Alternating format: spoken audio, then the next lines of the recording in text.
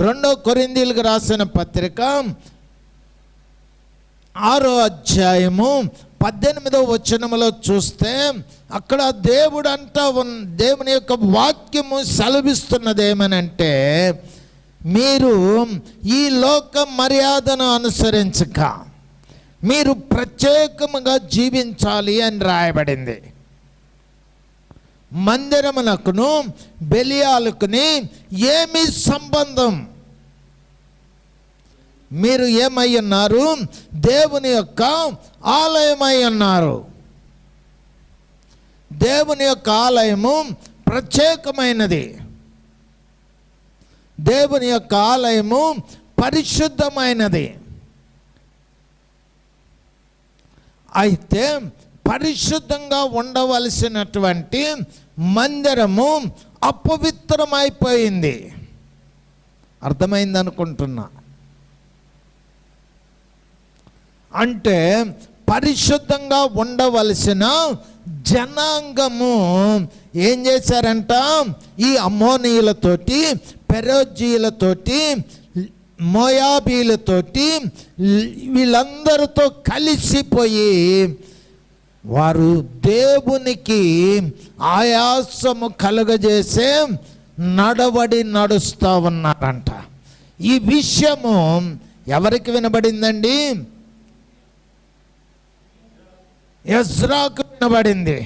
ఎజ్రాకు వినబడగానే 2వ వచనములో చూస్తే తనేం చేశాడండి?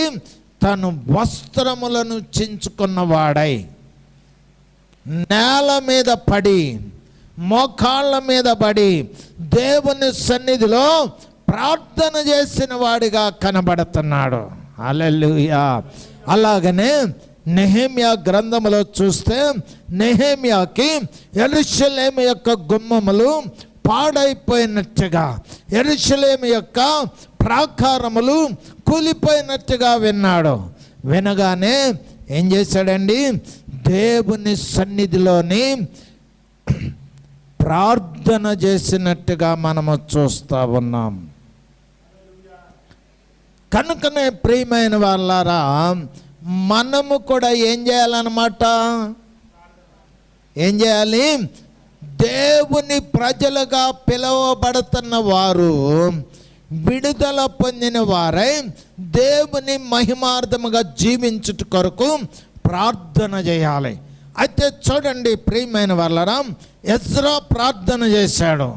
10వ అధ్యాయంలోనికి వచ్చాలకే దానికి తగినటువంటి రిజల్ట్స్ అక్కడ చూస్తూ ఉన్నాడు. ఆ ప్రజలు ఈ ప్రార్థన చేయగా దేవుడు వారి యొక్క హృదయాలలోని మార్పును తీసుకొని వచ్చి వారంతట వారే వారి జీవితములు, అయ్యా మేము ఎలాంటి వ్యక్తులంగా ఉన్నాము, మా పరిస్థితులు మేము మార్చుకుంటామని ఒప్పుకున్న వారిగా చేశారు. హల్లెలూయా. అలాగనే అపోస్తల కార్యములు 12వ అధ్యాయము 5వ వచనములో సంఘము అత్యాసక్తితో ఏం చేసిందంట? ప్రార్థన చేయగా దేవుని యొక్క దూత దిగి వచ్చి అద్భుతము చేసినట్లుగా చూస్తూ ఉన్నాం. కనుకనే ప్రియమైన వాళ్ళారా, మనం కూడా ఏం చేయాలన్నమాట? ప్రార్థన చేయాలి. పట్టుదల కలిగి ప్రార్థన చేయాలి. విసుకక ప్రార్థన చేయాలి.